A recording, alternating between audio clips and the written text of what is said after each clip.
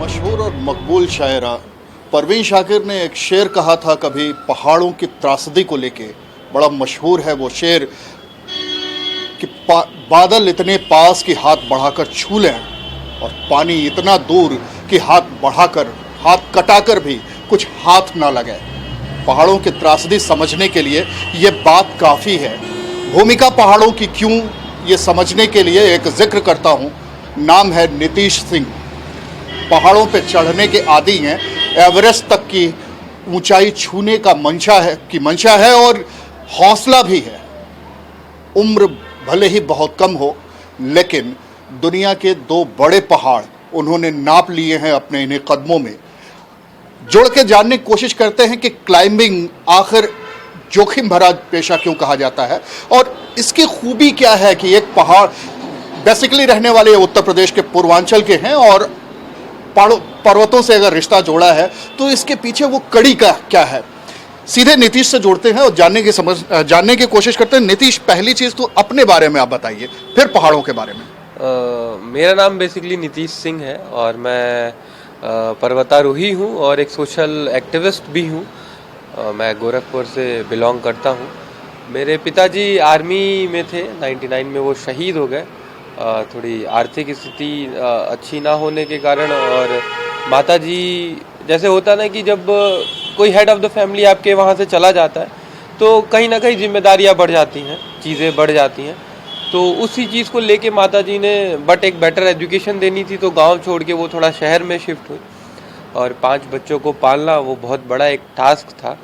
और मेरा जीवन ऐसा रहा है कि पढ़ाई अच्छे से हुई है। मैंने आर्मी स्कूल रुड़की में पढ़ाई की है 6 से 10th क्लास तक। फिर उसके बाद दिल्ली विश्वविद्यालय से मेरा, किरोड़ीमल कॉलेज से मेरा ग्रेजुएशन हुआ है और आज मैं एक छोटा सा रेस्टोरेंट भी चलाता हूँ, जिससे, क्योंकि ज़िंदगी का जो कहते हैं ना पहाड़ है उसे चढ़ना ज़्यादा ज़रूरी है, तो उस चीज़ को लेके भी मैं आगे बढ़ रहा हूँ। अब बात पहाड़ों की, चूँकि ज़िंदगी एक पहाड़ है, आपने खुद भी माना, तो इस पहाड़, जो ओरिजिनल पहाड़ हैं, वो पहाड़ कठिन क्यों हो जाते हैं? ज़िंदगी की कठिनाई समझने में आसानी होगी। तो वो पहाड़ चढ़ने का पहला शौक़ कहाँ पैदा हुआ? कैसे आप पहाड़ चढ़ने की बात की और अब तक किन किन पहाड़ों को आपने नापा है?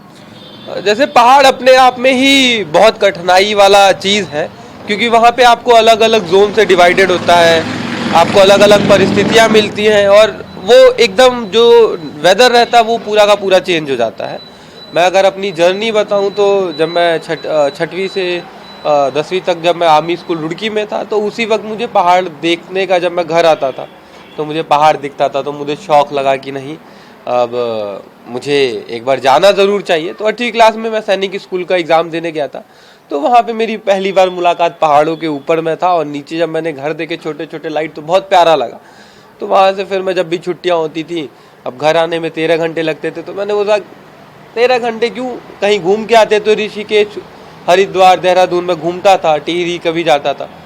और मेरी जर्नी माउंटेनियरिंग में तब आई जब मैं कॉलेज में था।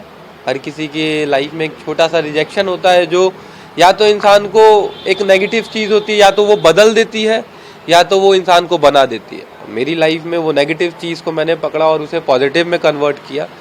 और HOD साहब थे, कुछ चीज़ें थोड़ी हुई, उन्होंने कुछ चीज़ें बोली, कुछ रिजेक्शन वो लगा कि आप कौन हो, कुछ करके आइए। मैंने बोला ठीक है, अब मैं कुछ करके आऊँगा तभी मैं उसका जवाब दूंगा।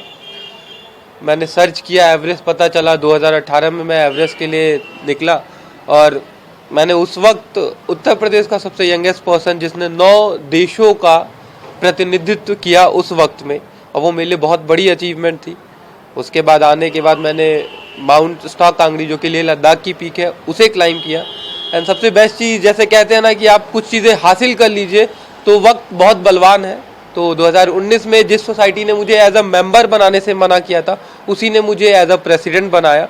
उस कॉलेज सोसाइटी का मैं प्रेसिडेंट था।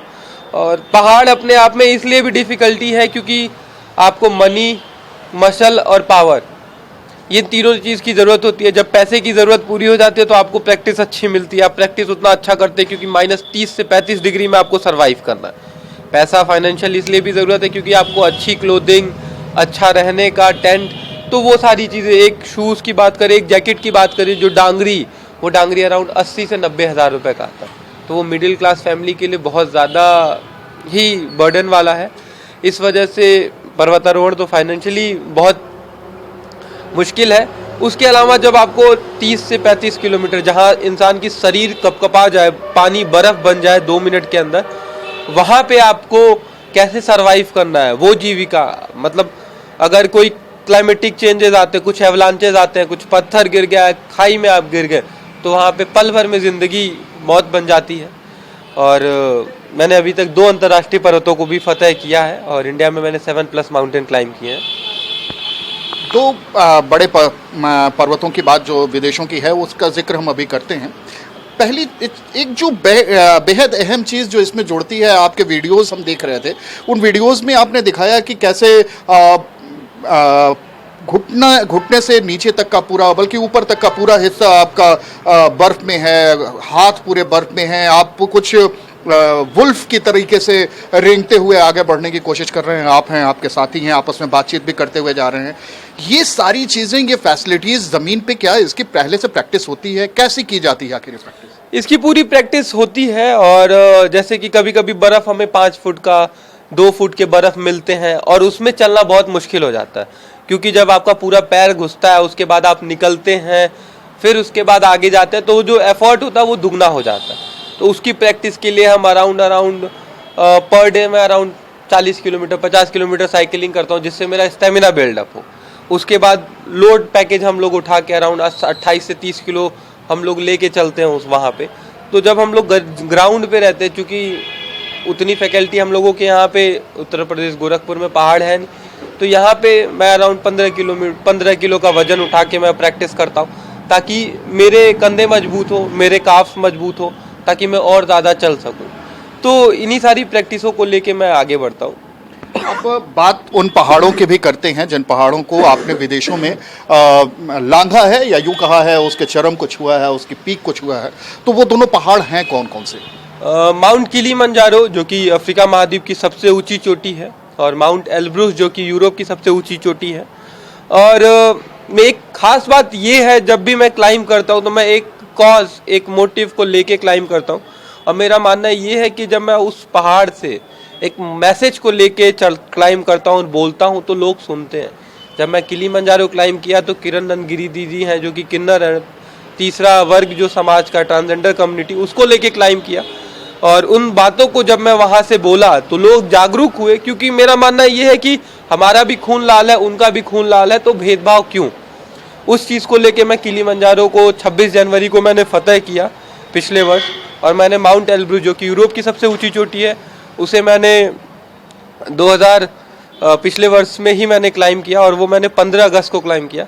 वहाँ से मैंने चाइल्ड लेबर को लेके क्लाइंब किया और मेंस्ट्रुअल हाइजीन को लेके क्लाइंब किया। वैश्विक महामारी, जो कि एक वुमेन की बेसिक नीड है, जो कि जब भी मैं अगर बोलूँ, मैंने कभी लेबर क्लास फैमिली से मिला हूँ, तो वुमेन्स कहीं ना कहीं, जो कि महिलाएं हैं, उन्हें कहीं ना कहीं अपने आप में ही सिमटना पड़ता है, क्योंकि जो मेल आदमी है वो पीने की वजह से वो फैमिली नहीं देख पाता, और एक लेडी को पूरा का पूरा परिवार चलाना है, उसके खर्चे देखने हैं, बच्चों की फीस देनी है, तो वो कहीं ना कहीं कपड़ा यूज़ करती थी। तो 5642 मीटर में क्लाइंब किया, और 5642 वुमेन्स को मैंने free of cost sanitary pad kits भी डिस्ट्रीब्यूट किए थे पिछले वर्ष।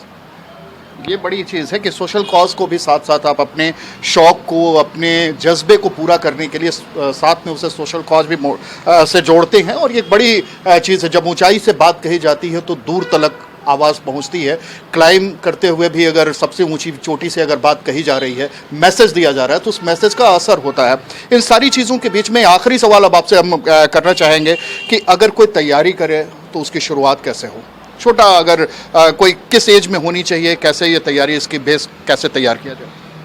अगर कोई भी पर्वतारोहण के लिए तैयार होना चाहता है, तो सबसे मेन चीज़ है तो थोड़ा फाइनेंशियली है, बट आप पहले अपने आप को, अपने बॉडी को देखिए। जैसे बहुत लोगों की बॉडी विंटर्स को नहीं ऑक्यूपाई कर पाती है, तो आप पहले अपने आप को उस चीज़ को प्रैक्टिस के लिए, आप इंडिया में इंस्टीट्यूट्स हैं, गवर्नमेंट इंस्टीट्यूट्स हैं, सेंट्रल गवर्नमेंट के, उत्तराखंड, हिमाचल, अरुणाचल प्रदेश, और तो ये जम्मू कश्मीर में आपके इंस्टीट्यूट्स हैं गवर्नमेंट, वहाँ बेसिक एडवांस कोर्सेज होते हैं जिनमें आपको आर्मी के अंडर ट्रेनिंग होती है, 1-1 महीने की ट्रेनिंग होती है। वहाँ हर तरीके से फिजिकली हो गया, एंडोरेंस टेस्ट हो गया, स्पोर्ट्स क्लाइंबिंग हो गई, रॉक क्लाइंबिंग हो गई, वो सारी चीज़ें 1 महीने का प्रशिक्षण देते हैं। आप उसमें पास होते हैं तो फिर उसके आगे आप अपनी जर्नी शुरू कर सकते हैं पर्वतारोहण में। ये है पूरा पर्वतारोहण कितना आसान है, कितना कठिन है, ये सब कुछ समझने के लिए नीतीश से लंबी बातचीत जो हुई है उसमें समझा जा सकता है। एक बहुत आसान सी बात है कि पहाड़ों तक जब नज़ीर दी जाती है कि हौसला पहाड़ों का चाहिए, तो पहाड़ों पे चढ़ने के लिए भी आपको उतना ही बड़ा हौसला लेके चलना होगा, बुनियादी तैयारी वैसी करनी होगी। और पहाड़ अगर छूने हैं, ऊंचाई पे पहुंचना है तो यूं भी आसान नहीं होता। फिर ये तो पर्वत है, अभी एवरेस्ट फतह करना बाकी है। नीतीश को शुभकामनाएं। इंडिया वॉइस के लिए अखंड प्रताप शाही, कैमरा पर्सन सुभाष चंद्रा के साथ, लखनऊ।